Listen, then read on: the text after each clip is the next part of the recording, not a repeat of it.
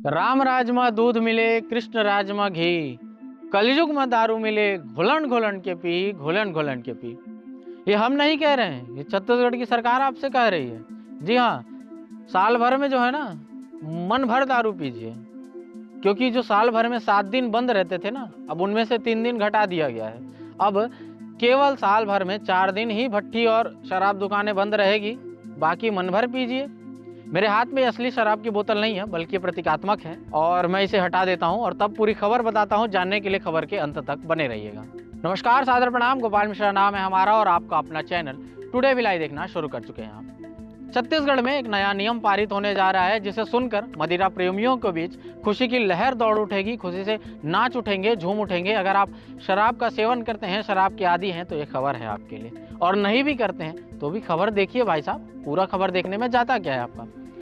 छत्तीसगढ़ में एक नया नियम पारित होने जा रहा है। छत्तीसगढ़ में पहले 7 दिन, साल भर में 365 दिन में 7 दिन ड्राई डे हुआ करते थे। वो दिन थे 26 जनवरी, 30 जनवरी, 15 अगस्त, 2 अक्टूबर, 18 दिसंबर, होली और मुहर्रम।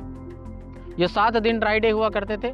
अब सरकार ने, शायद सरकार की आमदनी कम हो गई है या फिर शायद सरकार घाटे में चल रही है, क्या पता इसके पीछे माजरा क्या है, लेकिन इन 7 दिनों में से 3 दिन को ड्राई डे की श्रेणी से हटा दिया है।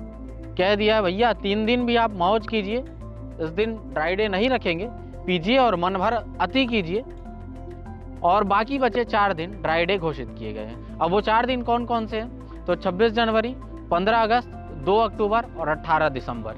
2 अक्टूबर जिसे गांधी जयंती और 18 दिसंबर गुरु घासीदास जयंती के रूप में मनाया जाता है। इन 4 दिनों को ही ड्राई डे की श्रेणी में रखा हुआ है। बाकी 3 दिन यानी कि होली, मुहर्रम और 30 जनवरी इसे ड्राई डे की श्रेणी से बाहर कर दिया है। जिस घर में साल भर में कम से कम 7 दिन शांति हुआ करती थी, वहां 3 दिन और अति होगी, 3 दिन और अधिक शराब पिएंगे, और जो कम से कम 7 दिन शांति से रहा करते थे, उसमें से 3 दिन भी हलाकान करेंगे और घर वाले परेशान रहेंगे। अगर आपके घर में भी ऐसा कोई है तो ये खबर मत बताइएगा, भले ही अपने तक रखिए, क्योंकि वो खुशी से पागल हो जाएंगे और उस दिन शायद एक्स्ट्रा शुरू हो जाए। सरकार को इसके पीछे का तर्क ये देना पड़ा कि आबकारी विभाग के द्वारा इसके जरिए सरकार की खजाने भरेंगे, सरकार को आमदनी होगा, आबकारी विभाग को इसके जरिए और अधिक मुनाफा होगा, इसमें आमदनी बढ़ेगी। भाई सवाल ये है कि सरकार से कि आपको और किसी चीज में फायदा नहीं दिखा कि आप शराब से सरकार की आय बढ़ाने की बात कर रहे हैं? क्या आपकी आमदनी बढ़ाने का और कोई तरीका नहीं था?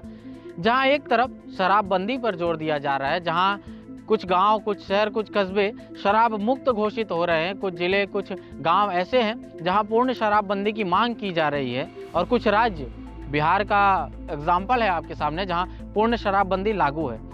जहां आपको शराबबंदी की दिशा में कदम उठाना चाहिए, वहां आप ड्राई डे की संख्या को भी कम कर मदिरा प्रेमियों को खुला ऑफर दे रहे हैं कि भैया आइए, और साल भर में जहां आप 4 दिन 7 दिन नहीं पिया करते थे, उसमें से 3 दिन और एक्स्ट्रा पीजिए और अति मचाइए। ये आपको खुला समर्थन दे रहे हैं। क्या सरकार के पास आमदनी बढ़ाने का और कोई दूसरा तरीका नहीं है, कोई दूसरा जरिया नहीं है, कोई दूसरा विकल्प नहीं है? सरकार इतनी बेबस है कि अब शायद शराब ही उनके जो है आयकर को, उनके खजाने को भरने का एक तरीका बच गया है। आप इस बारे में अपनी क्या राय रखते हैं, और सरकार का ये फैसला कहाँ तक सही है या फिर गलत है? कमेंट करके जरूर बताएगा, और फिर मुलाकात ऐसे किसी मुद्दे के साथ। तब तक के लिए आपके अपने गोपाल मिश्रा को दीजिए इजाजत। जय हिंद।